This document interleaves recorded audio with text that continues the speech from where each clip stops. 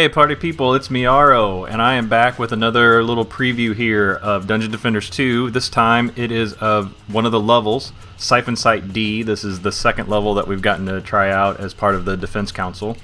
And they bill it as an early game level, so a little bit easier than the first level that we got to test, which was the Town Square. And so I'll just walk you through here. This level has quite a few different little traps and a bunch of entrances for the mobs. So let's jump in here and we'll walk through what this level's all about.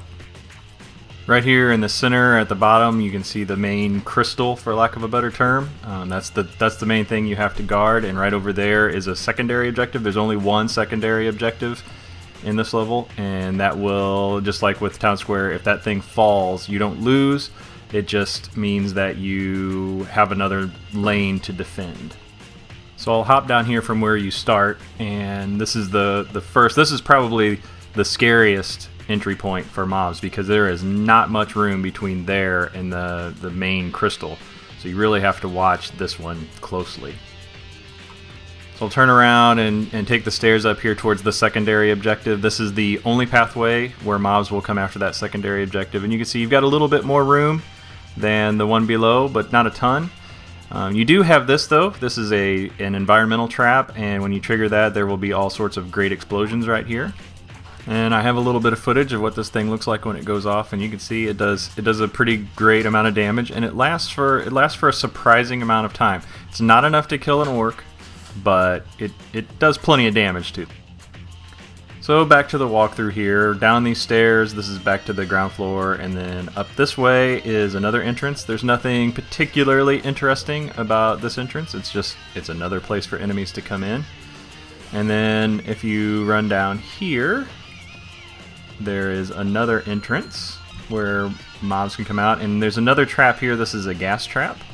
You can see it right here, and once again I have some footage of this. And it works basically like the fire explosion trap from above. It just kind of blasts damage across the lane there.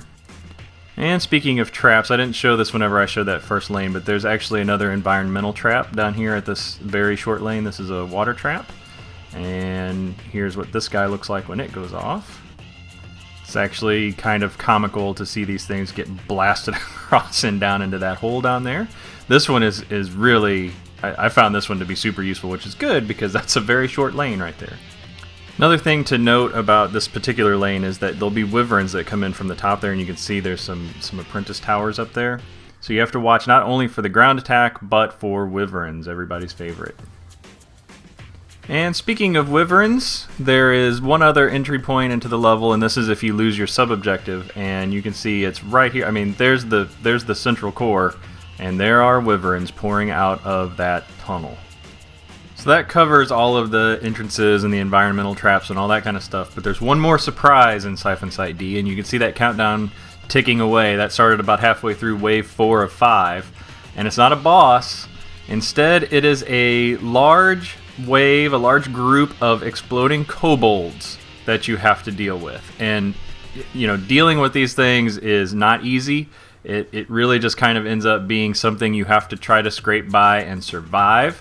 So little surprise there for you right in the middle of wave 4 of Siphon Site D that changes things up just a little bit. So there you go. Thanks for watching. I'm going to make a whole bunch more of these videos as the pre-alpha rolls along, so feel free to subscribe. You can share these videos. Trendy's being super awesome about letting us record and put all of this footage up on YouTube and around the internet. And with that, I'm Miaro. Thanks again for watching, and I'll see you next time.